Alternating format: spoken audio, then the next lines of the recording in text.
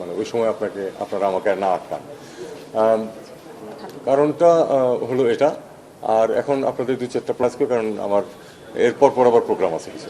আমি একটু জানতে চাচ্ছিলাম যে ভারতের পক্ষ থেকে তাদের সশস্ত্র বাহিনী বাংলাদেশের পরিস্থিতিকে সামনে রেখে সেটি বাংলাদেশের জন্য উদ্বেগ কিনা, আর আপনি যখন বিশ্লেষক হিসেবে আমি যতটা উদ্বিগ্ন তার থেকে বেশি অবাক যে উনি এ ধরনের কথা কেন বললেন।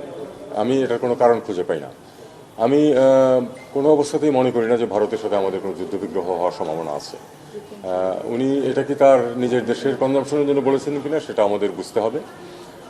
আর উনি যেভাবে বলেছেন এটা বিটিং অ্যারাউন্ড দ্য বুশ অনেকটা, কারণ ইউক্রাইনের যুদ্ধের কারণে তো ভারতের যুদ্ধ প্রস্তুতির আমি কোনো প্রয়োজন দেখি না, বা হামাসের সাথে যে সমস্যা হচ্ছে তাতে করেই বা ভারতের অন্ততপক্ষে এখানে কি সম্পর্ক।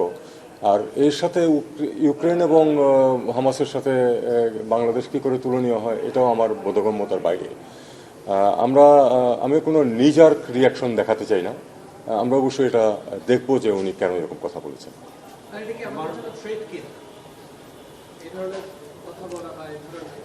আমি এখনো মনে করি যে এটা উনি তার নিজস্ব অভ্যন্তরীণ কনজাম্পশনের জন্য বলেছেন।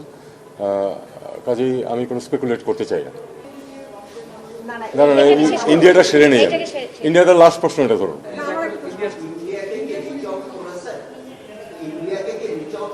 আচ্ছা, এটা আর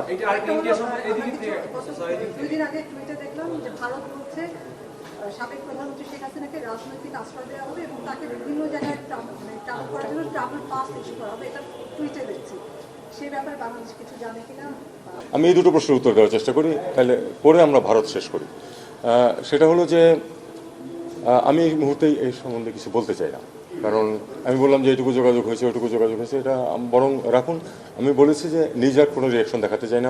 আমরা অবশ্যই এটা দেখব যে কি হচ্ছে, কেন হচ্ছে, এটা আমাকে দেখতে হবে। আমরা সেটা দেখব। অন্য কোনো ইস্যু, রাজনৈতিক আশ্রয় স্বাভাবিকভাবে যে কোনো দেশ যে কাউকে রাজনৈতিক আশ্রয় দিতে পারে, দেওয়া উচিত কিনা এক্ষেত্রে সেটা হলো দেখার বিষয়, সেটা আমরা দেখব।